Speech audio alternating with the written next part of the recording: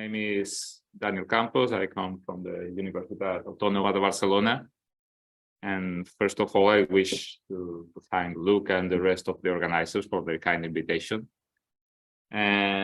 Luca mentioned that instead of giving a standard seminar on talking all the time, which can be a bit boring, especially now after lunch, could be better just to present some kind of open problem seminar.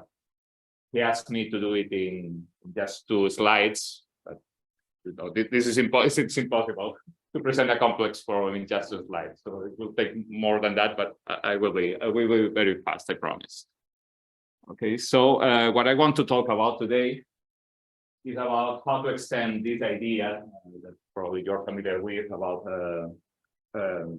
random search theory and studying random walls and optimize these random wall trajectories from the point of view of the first passage time. So all this stuff that people working in movement ecology is familiar with, to the case of collective random walls. So what happens when we have not just one individual searcher, but a group of them?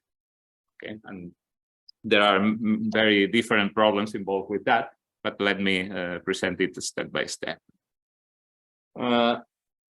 Let me start with the point of view of biologists.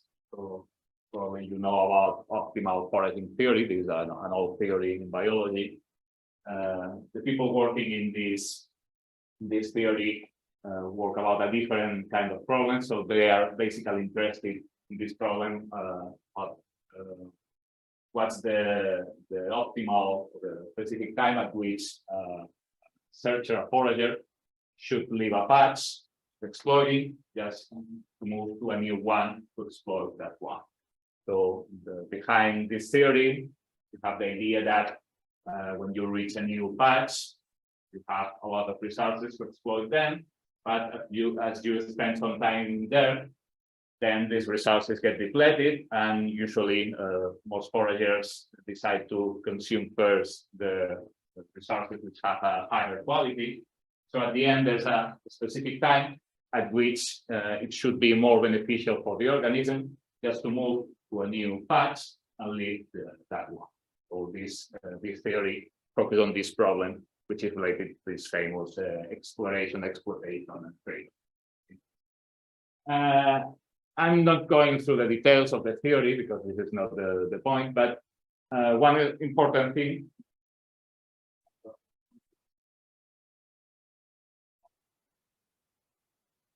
thing about this theory is that this is taken from an article by Graham Pike, which is one of the fathers of the theory. And as you read here, he says it's necessary in general to adopt a surrogate currency as a proxy for biological fitness. We did this in the example of patch exploitation by assuming that the appropriate currency is the net rate of energy intake. So of course, if you want to optimize something, there is a function you need to maximize or minimize. And the idea is that the right one should be, in this case, the net rate of energy intake, which sounds written. So biological organisms want to maximize the energy intake they take from all these foraging processes. Okay, this is for the optimal foraging theory. But if we move to this idea about random walls and random search theory, basically what we do is to explore an extreme situation of this problem, which is the case in which the foragers are most of the time searching for the food. So in the classical theory, the searchers know, they are assumed to know where the food is, and they just have to spend some time moving from one place to another. But there's the other extreme case in which searchers don't have any information about where the food is. This is called the low information regime. And if you introduce this low information case, then you need to study the searches, including spatial effects in an explicit way. So that's why you need to introduce the kind of trajectory you are using. So you need to introduce some kind of random walk models, or to assume that searchers are following some kind of stochastic trajectories. And then the main problem that people working in this business deal with is about how to optimize this trajectory, this stochastic trajectory, to reach the new patch as soon as possible. Okay, so behind this idea, you have that the rate of intake. In this case, if you are most of the time or all of the time searching, so maximizing the rate of intake, it's equivalent to minimizing the search time. Okay, so if you spend the less time searching, that your intake rate is maximum. Okay, so that's why all people is interested in finding the first passage time and minimizing it. Of course, there are many different extensions of these problems. So, for example, there are some, again, these are biological works in which they try to explore different currencies instead of studying the instantaneous rate of the energy intake. Some people say that, for example, you should consider the whole life cycle of the individual, because at the end, different biological species have very different life cycles. Some species produce their offspring at regular times. In some species, take a lot of time to reach maturity, and then offspring is produced at the end of the life. So there are very different life cycles. So if the right currency in biological terms is the offspring production, then you should consider the energy intake during the whole life cycle. So people working in this equal fitness paradigm is just claiming that you should consider all these life cycles. Or there are some other works that have tried to explore how the daily cycles of the individuals affect to this optimal foraging theory. So they introduce new currencies, new measures, which take into account the daily cycle. So the individuals are not searching all of the time, but are doing some other things, and so on. Okay, so there are many different extensions of the problem, but the one I want to explore here is the case, again, in which you don't have one specific individual. We don't consider searches as single ones, but working collectively. And you can also find many examples in the literature where they explore the extension of the optimal foraging theory to the collective case. This is taken from a recent article in Physical Review Research, in which they consider that you have a group of searchers, and the expectancy they have about the benefit they get from staying in the patch is not based only on their own experience, but they have a communication effect. They interact with the other individuals. So using some kind of Bayesian inference approach, they introduce this communication effect, and the decision making for each individual to stay in the patch or leave it is based not just on experience, but also on the experience of the others, which is interacting with. Also, you have the case in which the groups don't decide to stay in a patch or to leave it, each individual one by one, but they take decisions in groups. So in this case, you may have some conflicts of interest between the different individuals. For some individuals, according to their own experience, it might be the time to leave the patch, look for a new one, but for some others, maybe this time hasn't arrived. So this conflict of interest can be solved in different ways. So in this work here, they see that for the case of some groups of monkeys, the way they make this decision is according to some hierarchical structure in the groups. So there are some individuals in the group whose opinion or expectancy is more respected than for the others, and these are the ones that decide. So studying how the groups make this decision, they have an information about what's the hierarchy in the group. Okay, and the thing is now how to extend these ideas to the case of this random search. Okay, so what is the natural extension of this idea about optimizing random trajectories and trajectories to the social context. And if you still consider that the first passage time is the right currency for this problem, then first of all you find that we know very little about the first passage times in groups of say n walkers. So for the collective space, the idea is that now you don't have one single random walk, but n random walks, and you need to find the global first passage for all of them. And for this, it's very difficult to get analytical results. Probably you know. There are just a few cases which are known. For example, for the case of Brownian walkers, if n equal 2, you have an analytical solution.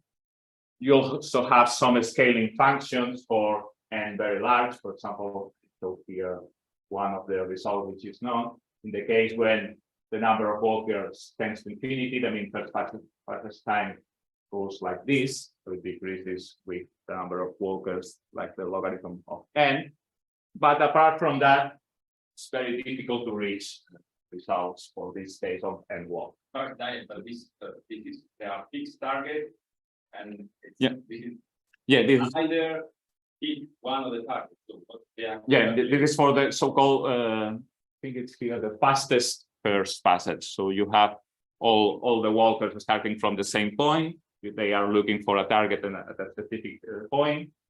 And this is the mean fastest per passage time. So they compute the time it takes for the first one, the first walker to reach that. Yeah. For you mean for this specific result? See if I remember. Well, essentially, you have the survival probability for one single random walk, and the survival probability for n walkers is the product of all the individual survival probability. So the probability that the target survives for some time is the probability that one walker has not reached it and the other one has not reached it, but you multiply all them. But then you have a very complicated product. You have to find what are the properties of this. That's why it's very difficult to reach analytical results. Yeah, this is analytical, but this is just a third problem and tending to infinity. Okay, but this is a first problem that there's not much we know about the first passage times in the case of n walkers, but there's still another problem, which is the question of if the first passage time are really useful for the case of n walkers.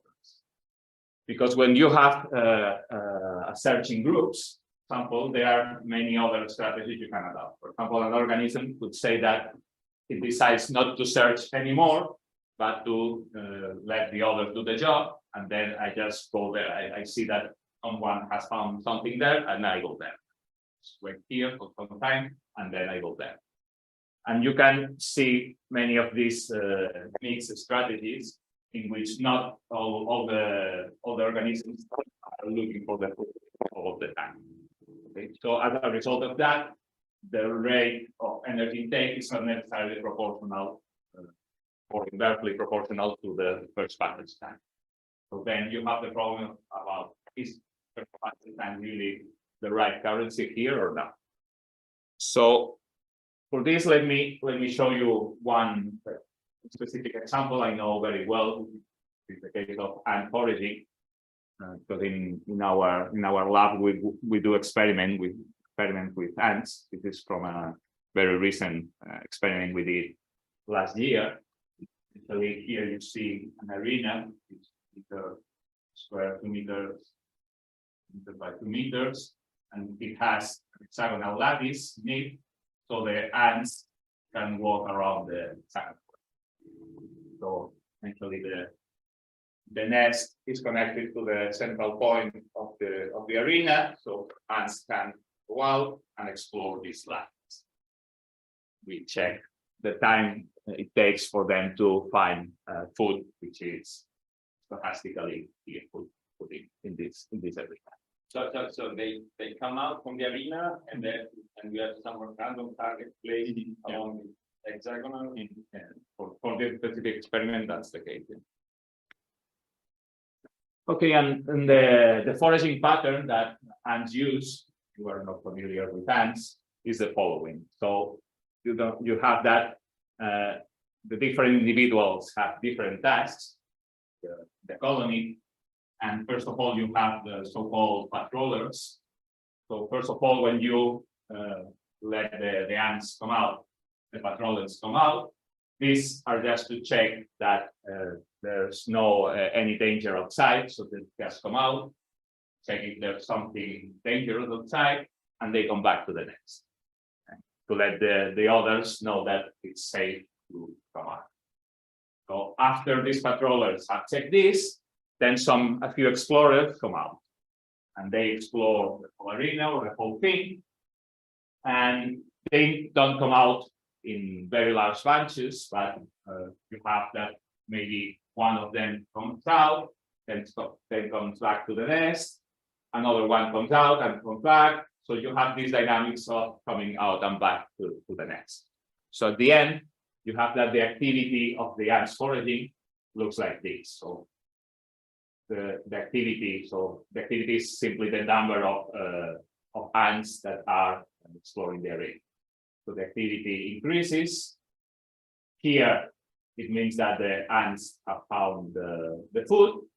Then there's some recruitment. You know that if the food is difficult to take to the nest, they do some recruitment. They let the others know that there's some food there, and they leave some chemicals on the arena so the others can follow this, and they reinforce this path, and then you get these famous trails, which are the result of this chemical reinforcement.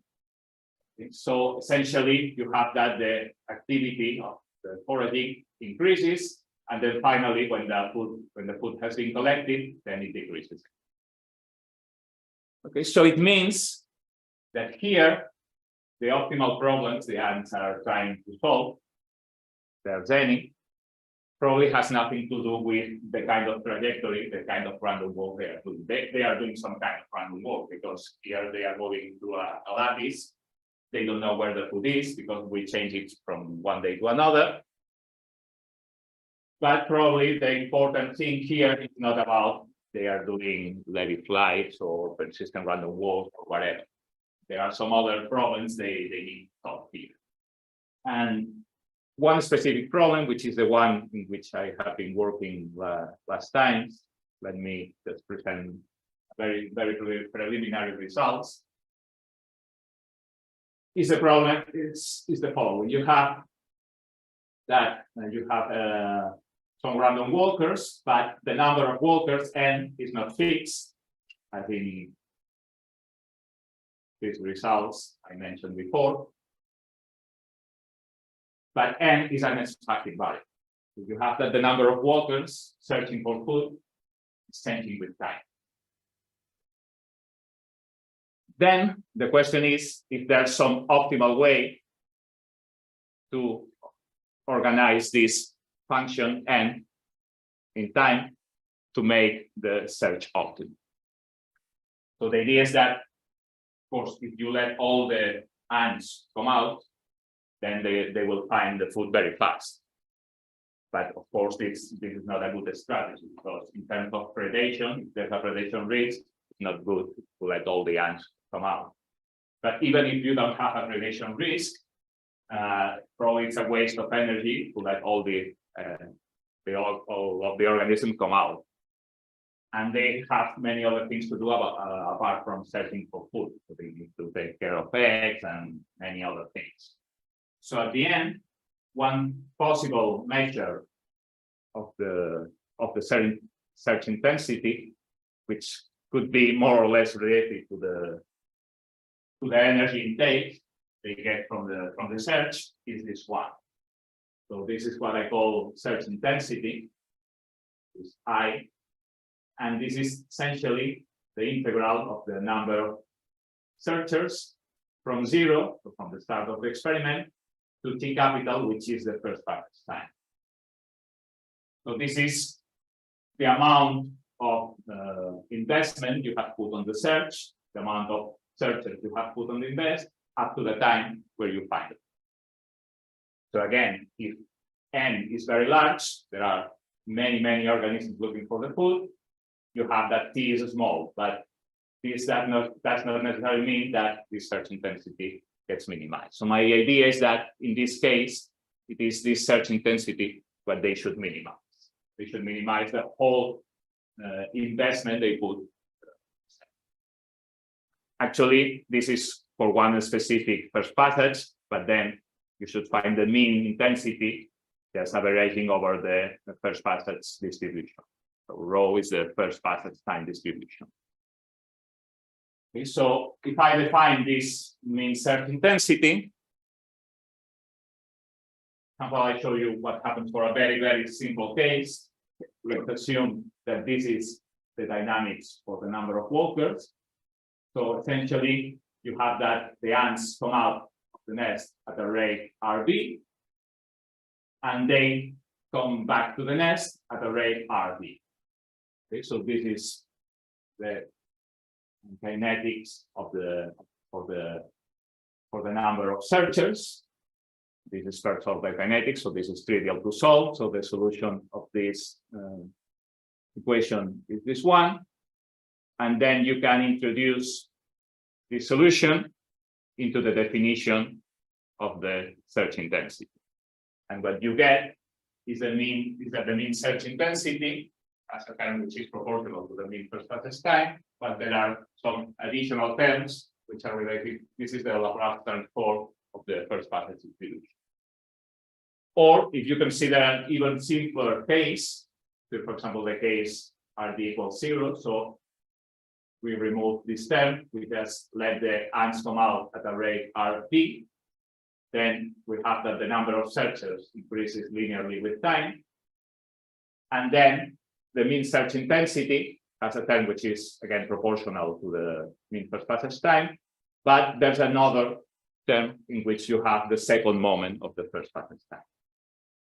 So in general, you have that the mean search intensity is related to the mean first passage time, but not necessarily proportional to it. So you have some extra terms.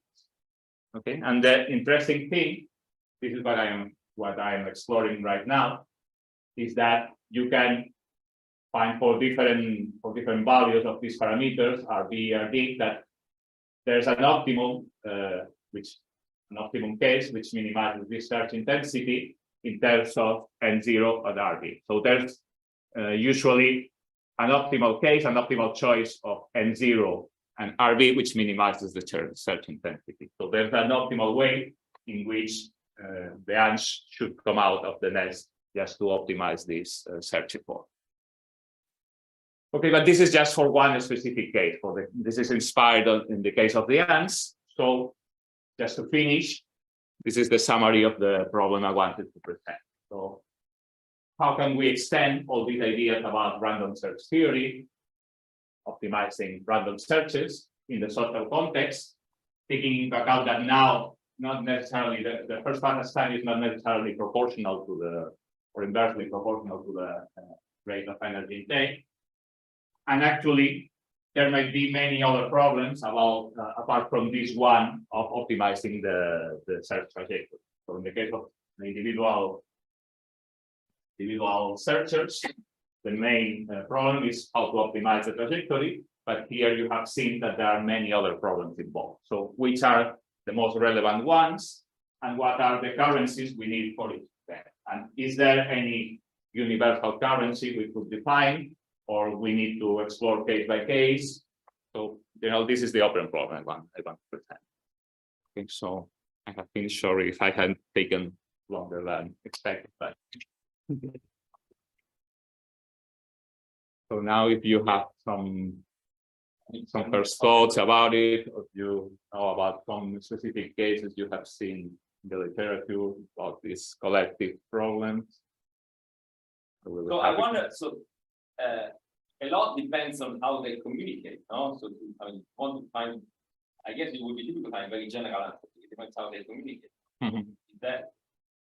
But We have not put in any communication with the corporation.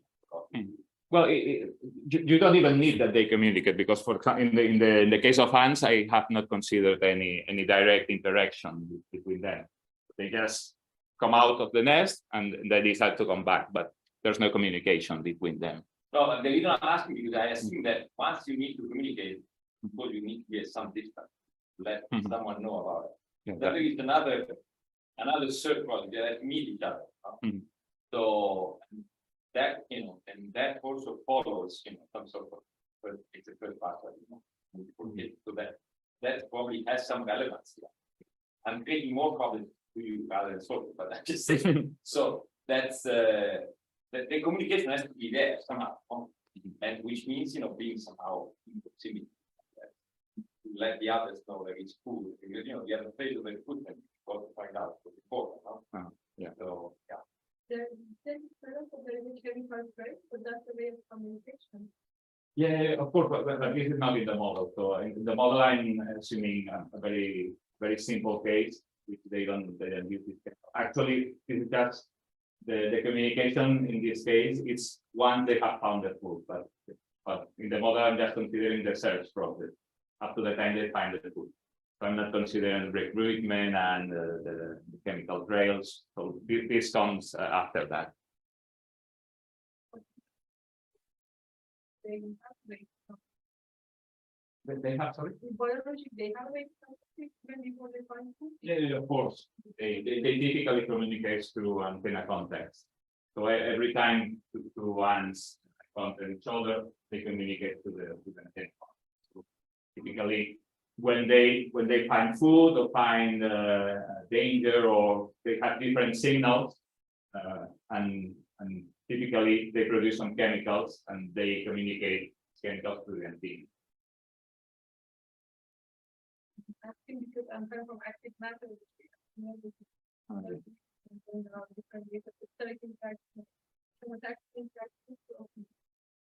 But probably the main message I wanted to give you is that when you move to the social or collective case, probably the most important problem is not about what are the most efficient trajectories, but there are many other things that or many other problems that the groups need to solve. Probably in this case, it doesn't matter to ask about if they are levy or persistent random walk, which is a typical thing to explore in the case of individual searches.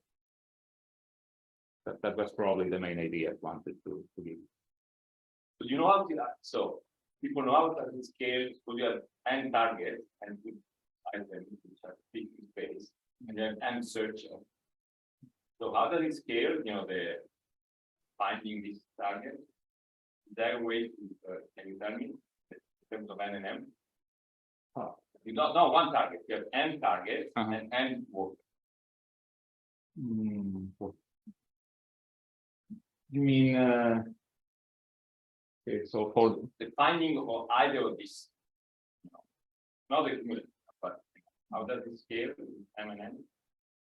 I don't remember now. There are a few results about this. The work by Olivier Benichou and all these people, and they have some results for it, but I don't have them in mind. If I'm not wrong, of course the energy intake should be proportional to the number of targets, if they, at least if you are in the homogeneous case, which is the simplest one. And in terms of n, it depends pretty much on the topology of the domain. So it depends on, in the case, if you are in 1 dimension, 2 dimension, if it's a finite or infinite system. But I don't remember the results now. I don't have them in mind. And I can look for them if you want. Okay, I'll check later. So, and what is the scramble? Can you explain what it means? Oh, this is a biological jargon. So they typically, this comes from an old biologist, Nicholson, and he considered that competition effects can be divided into scramble and contest. So a scramble is more or less indirect competition. So when you are looking for food, You may have that you compete with the others, but this is not a direct competition. So they are not fighting, but this one just arrived before and it takes the food. So this is a scramble, and contest is a direct fight between them. And the hawk and dove dynamics, I mean, for those that are not familiar, what that kind of dynamic. So what is the dynamics hawk and dove? So is the game theoretically? No. Idea. What do you mean by dynamics? So I mean, you have written hawk and dove dynamics. Yeah. Sorry. Yeah. This is for the case I mentioned before about this is a strategy in which you just let the others do the job, let the others search for something, and then using some kind of communications, then you go there. This is some kind of hot dog dynamics, because if all of the organisms do the same and they just wait for it, these are the hawks, and then the doves are just doing the job and then looking for them. So you can use all these ideas about how the games, just apply them to the foraging case. So again, there are the whole problem has many different branches. Probably it's not a single problem, just a group of different problems. But I'm interested in finding some kind of universal of unifying theory to group all together. As in the case of individual searches, we have first passage times, which more or less we can use it for everything. So I don't know if there's something we can use for everything in the collective case. At first sight, you would say no. There are many different problems, many different situations, and you need to explore them case by case. But I'm not sure yet. So I mean, to me, it comes. It's natural question comes to that. Do you have n targets, which I'm with them now, n targets, and you can think about one walker that goes around to find either of these targets, takes some some energy to spend, no? And then you can have that large number of them. Yeah.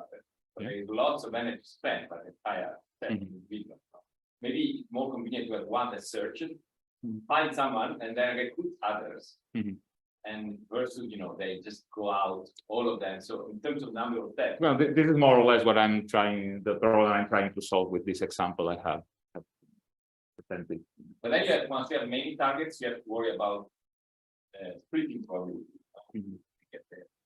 Yeah, because actually the case you mentioned would correspond to the case in which you have that RV is very small. So the rate at which trajectories start, so you have one trajectory, at some time it goes back to the nest, and then sometimes happen and another one, and actually this is you recover in the specific case a resetting that random walk. Now that there are many people working in resetting trajectories. So if RB is very, very small, then you have that, then as you have only one trajectory at a time. You don't have, n is always 0 or 1. So you either have no searchers or you just have one from time to time. And then this is formally equivalent to a resetting random walk. So the resetting random walk is a specific case of this model. So and the rho, okay, you said the Laplace transform, the first passage, RD is that parameter there. Yeah. So, but that's the first passage to one target. Yeah. For the moment, I'm considering the case of one target. But again, these results are numerical. I don't have any analytical result. I'm struggling to get any analytical result out of here. But for the moment, I see that numerically, there's always some optimum strategies. So the first passage line depends on n. Yeah. And Yeah, that's you have it. So here you have the definition. So I essentially the integral of n over time up to the first passage time. but then the first passage time t depends on n. Yeah, that's right. So that's why the problem is not trivial. Actually, this is called, the mathematicians call it a first passage function. It's an integral up to the first passage time. But so on the next slide, it had it just as a function of RT. Sorry? On the next slide. So row. So the probability distribution for your first passage time depends only on RD. Yeah.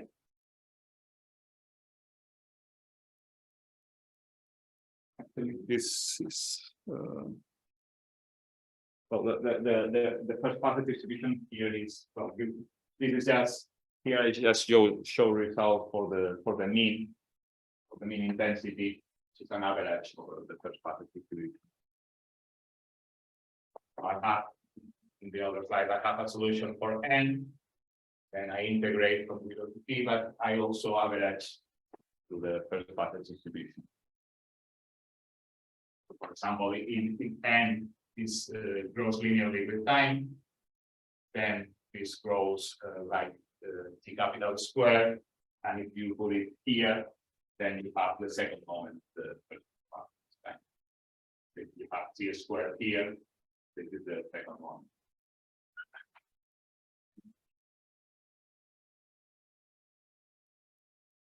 At the end, you have that the mean search intensity is related to the first passage time and the different moments of the first passage time, but it's not proportional to the mean first passage time. So it's a more difficult combination of the first passage property.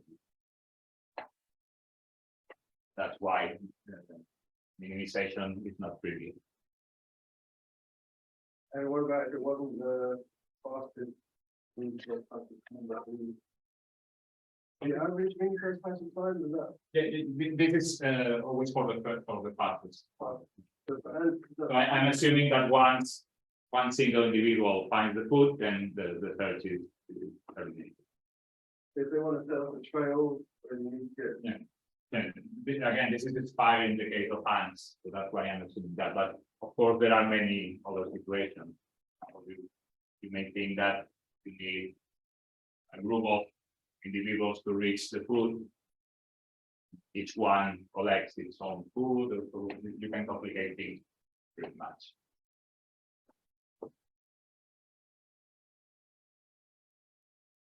If there are multiple targets, is there a way that you can communicate how good the target is they want to find? Well, this is something that biologists have explored pretty much. Okay. So, but this is a completely different problem. If people have looked at that. Yeah. There are many experiments, very old experiments of biologists that exploring this idea. So essentially, what they see is that ants use recruitment just to allow many ants to follow the trail. But from time to time, you see, and this is something you see in the experiments, that one ant comes out of the nest and it doesn't follow the trail, but it does its own way. So it decides to do exploration.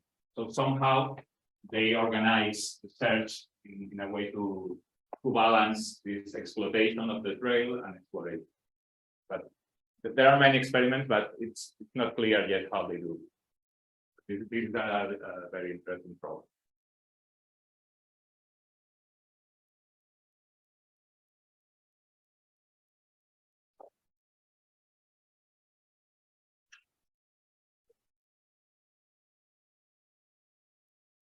Thanks so much, Danny.